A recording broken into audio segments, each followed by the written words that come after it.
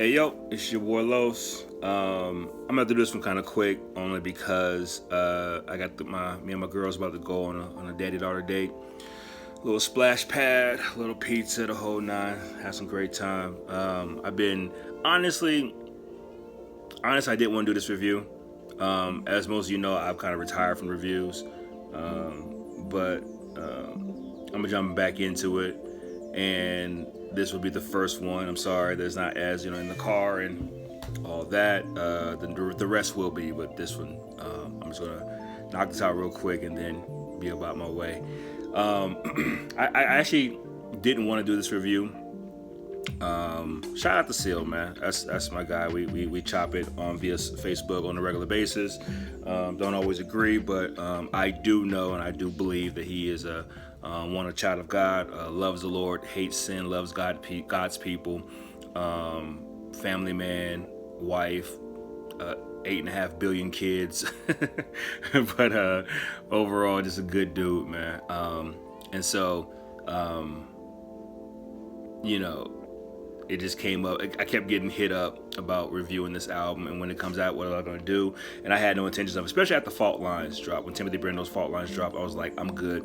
I'll try to listen to the first 3 or 4 songs of Fault Lines, and it was like, Then I jumped right to the Cypher and was like, And then knowing that Zeal kind of follows in the same pattern in the viewpoint and the thought process of Timothy Brendo and Vody and so on and so forth, I just kind of had an idea of what this album was going to be about. So I was like, I'm good. I'm straight. But then, talking to him, talking to a couple other cats, whatever, was like, all right, bet I'll get the album and I'll review it. And I've listened to this album for a little bit now. I've let it sit with me. It was in the gym the other day, listening to it, and then on the way to the gym, and then, at work the other day. And so I've taken time to really get into this. And I honestly got to say, in the most loving and God honoring way, this is probably the wackest album I have heard. Not ever, but man, in a while. It's whack to me for a few reasons, and I mean, I don't mean to just no disrespect with that. I don't think he really cares what I'm going to say, although he asked me to be gentle or whatever. But I don't think he cares to point. Like he's like, oh, I'm done rapping now, because Carlos. I don't think that's going to happen. And that's cool, because I do think he can flow. Why is my hand so big? Sorry. I do think he got bars. I do think and I'll get to that in a second. But this album is terrible. Yeah, it's terrible. We have, how many tracks we got? It's 29 minutes of my life I'll never get back, ever. 8 songs, 29 minutes, never again. Yeah, it's just terrible. What makes it terrible to me is really, and this is gonna sound strange, right? I don't think, although he posts what he posts, and says things that he says, and this album is dedicated against CRT and wokeness and all that there. He sounds on this album to me like someone that isn't fully convinced of what he's rapping about, but it is the fad thing to do or talk about, and so he's running with it. I wasn't convinced by his flows on this album that he meant what he was saying. Now, okay, and another thing, he seems like the kind of cat, right, that if we were sitting down chopping it, he would do a great job of articulating to me his point, right, getting his point across. I feel like his vocabulary, his thought process, I feel like he's thought things out. And I feel like if we was face to face, we'd have a beautiful conversation about this topic here, right? But lyrically, I felt like it just wasn't convincing.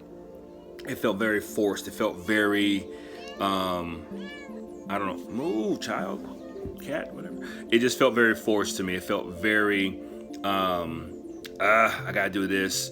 And it was almost almost reminding me of when you heard stories about cats dropping an album and the label saying, yo, we need a hit, or we need one more song to fill the album, and an artist goes into the studio and they just throws a song together solely just to make that 10 or 12 album track list.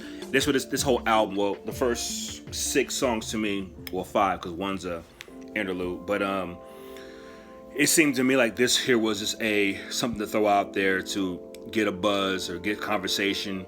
It just didn't seem authentic to me. And mind you, I don't know Zeal on that level. Like, we ain't homies from back when, but it just didn't seem authentic to me. And he really may believe all this. He really may sit strong in this, but it just didn't seem like, as I'm listening to it, I felt like he was forcing himself to rap about these things, right? And I say that because when you get to the song Erased, and yo, my man spit on that song there. So Erased is what, number 7, right? So track 1 is the intro. Track 2, Let That Go, which was it Mick Woke. Then you got Beneath was pretty cool. I'm not gonna lie. I like the ladies, was the Cook sisters, did their thing. Shout out to my guy Barlow. Side note, I've known Barlow for years. That's my guy, man. That's my guy. We don't always agree, don't always see eye to eye, but that is my guy. I have driven and will drive to Nebraska again if ever need be. And if someone has something to say, please understand, Barlow is one of the guys that, man, if I need to catch a flight, the flight will be caught. I'm for real. I love Barlow. That's my guy. His family as a whole is beautiful. I always say that, Barlow's like the Will Smith of Christian hip hop, his style. And it's never been a diss, just his style was always quote unquote safe. It's always been in a certain niche, right? I felt like on this song here that Barlow stepped out that niche, still safe, still respectful, still God honoring, but I feel like he elevated his style to the point where I'm listening and I read it, said T Barlow, all right, bet Barlow's on this. And as I'm listening, I'm like, that's not Barlow. Then I had to go back. Like, man, that's Barlow. And I'm gonna say this, could be mad off on this. I feel as if Zeal wrote his verse, sent it to Barlow. Barlow sent it back, and Zeal said, nope, you're not gonna outshine me on my song, and then wrote another verse. Because Zeal's verse on this song is different than any other verse on any other song on this album. And it's more detailed, it's more roll of the tongue, it's more mapped out. And I feel like his flow in this was dope. And I feel like, and that's no diss. I heard Bubba Sparks the other day say that Jadakiss, who's arguably top 10 of MC of all time, redid his verse on, I forgot the song. It was Rough Riders Volume 3, I think it was. So when allegedly, when Jada heard Bubba's verse, he went back and redid his verse. And so that's no diss if that's what happened with Zeal, but I felt like Barlow's style has improved so much, especially with this song here, that it forced Zeal to say, I gotta do that again. That was, man, shout out to the homie. But on that song there, I felt like Zeal was getting comfortable, and kind of flowed a little more, kind of was like, all right, cool. And I liked it, especially the ladies, Cook sisters. I like that their singing in the background was cool. Wrong Skin. Here's another thing. I felt like in this album there was a lot of lies being said, right? So let's go back, right, real quick. And I'm already at 8 minutes. Okay, cool. I'm under. Woke theology, or just quote unquote woke, as I'm sure at this point we all know that it originated from a conversation with African Americans where it was saying, brother, wake up, the system is designed against you. It is developed in the 50s and 60s, and it's been always been around, and it's always meant, and it's always represented, and it's always been about black man, black woman, wake up. The system that we are or we have been brought into from slavery has never been designed with us in mind. Wake up to that.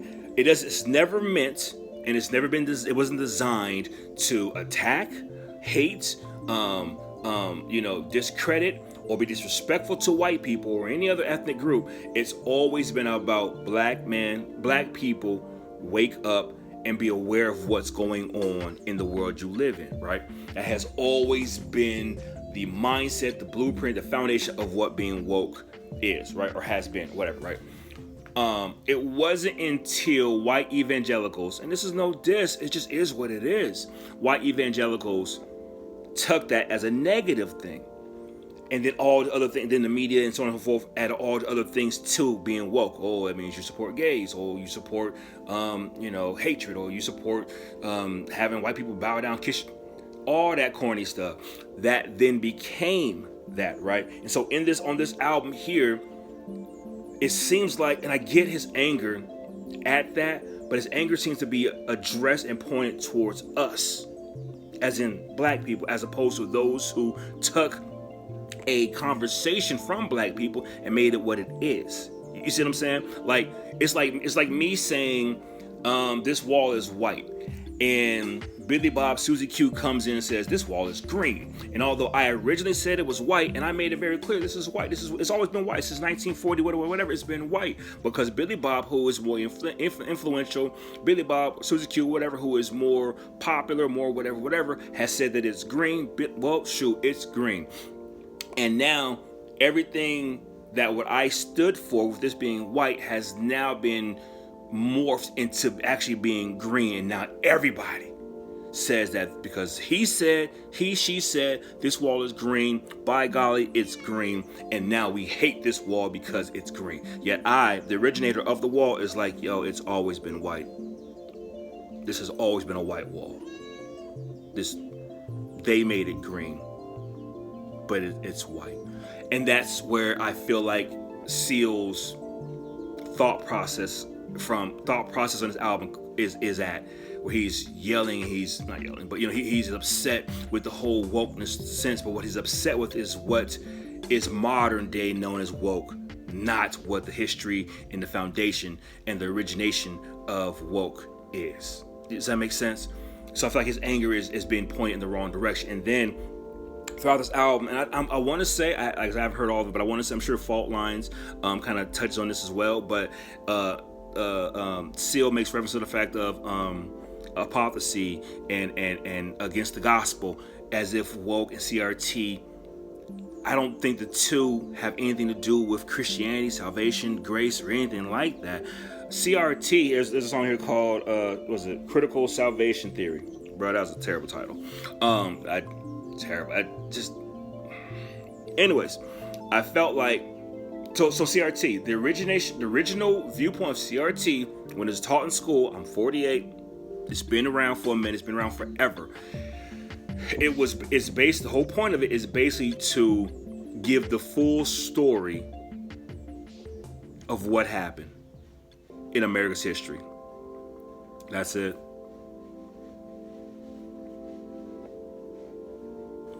Sorry about that. Didn't know what that was, but got it taken care of. Anyways, so CRT's whole point and message from the beginning has simply been, if you're going to tell the truth, let's tell the whole truth. This is what you guys did. Not just to blacks, to Jews, to the Irish, to Hispanics, to the Indians. Let's tell the truth. If we're going to have the conversation about America and how beautiful and great it is, which it is, let's tell the truth about everything. That's what CRT is. Once again, other people have come in and said, nope, CRT is not that. It's bad. It's pointing out you white people did this.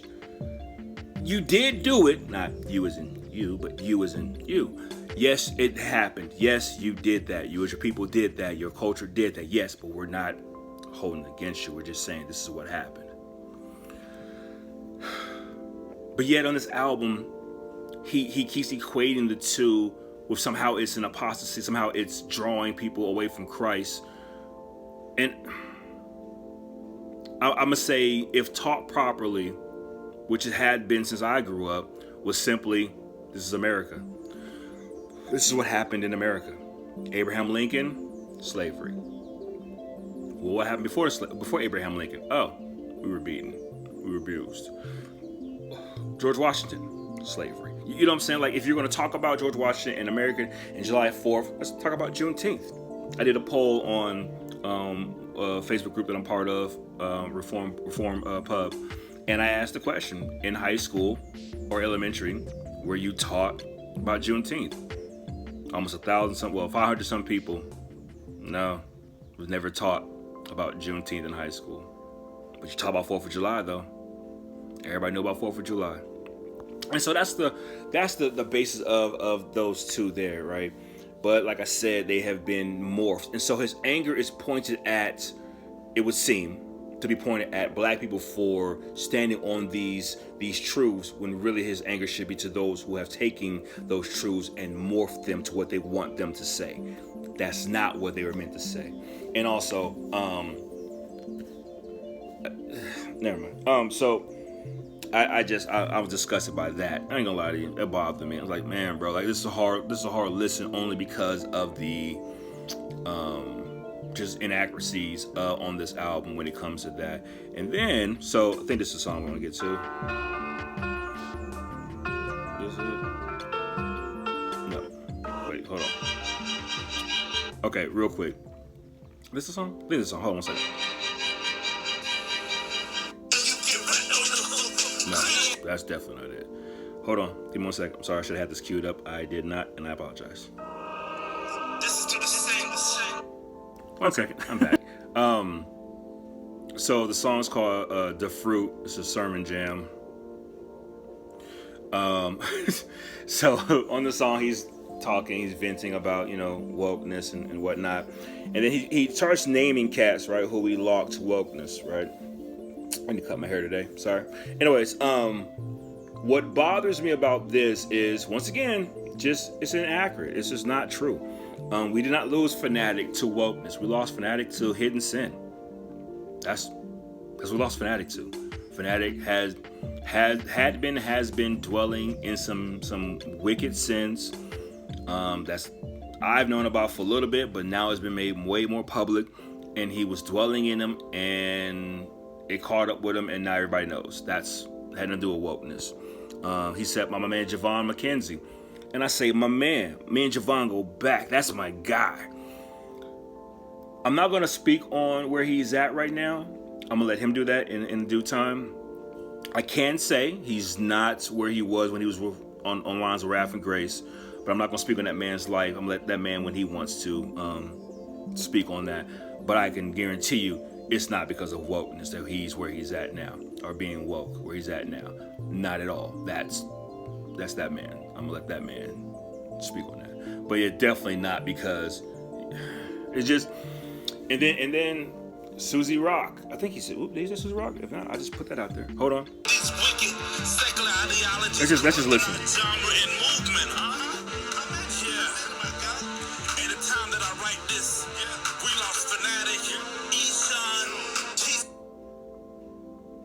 I'm gonna give him Eshawn. I'm gonna give Eshawn. Alex Faith did not leave because of wokeness. Alex Faith, I've known Alex Faith for a while. Alex Faith had been dealing with something for a while. Before hip hop, Alex Faith worked for the electric company in Atlanta, making good money, doing good things. I spent time with Alex Faith, had Bible study with Alex Faith. Alex Faith has always been a good dude. I'm going to say, once again, like Javon, I'm not going to speak on his situation, but life. I'm gonna say life.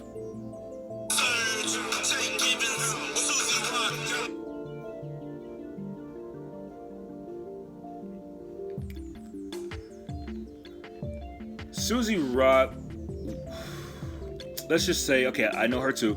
Let's say I'm gonna stick with life on that one.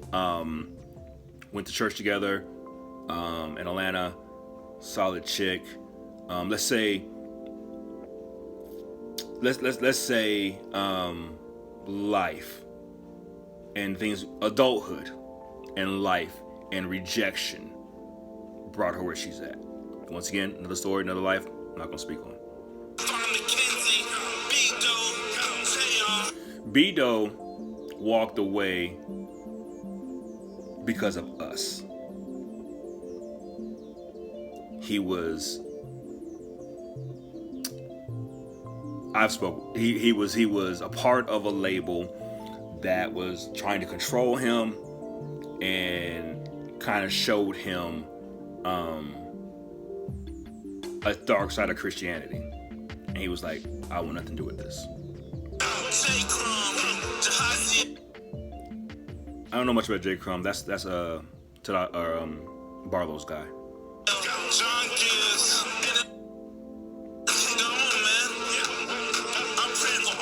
Okay. Gives. Yeah, I don't know about that. Anyways, my point. I'm sorry. This is a super long video, and I probably didn't need to do all that, and I apologize in advance, or now. Overall, this album was terrible. Like I said, outside of Erase is a beautiful song. Erase is beautiful. It is geared toward the believer who is now saved in Christ, but yet has a past, and the past keeps coming to your mind, and people might even remind you of your past, and then but he does a beautiful job of making you known, brother or sister in Christ, that because of Christ's sacrifice, his blood, your past is being erased. So on that song, as I heard him, he felt so comfortable in that, on that verse, on that album, that song. He felt so comfortable writing what he was writing. I'm listening, I'm like, yo, he's killing it.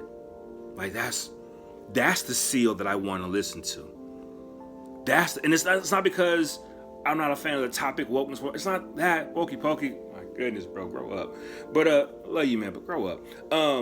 But I just felt like it wasn't because of the subject matter. I think if he was spitting bars in a dope way, in a catchy way that I can gravitate to with dope production, I might not have liked what he was saying, but I'm like, yo, he's killing that. I can't say that on this because I honestly felt like he was rapping like he was being forced to rap this.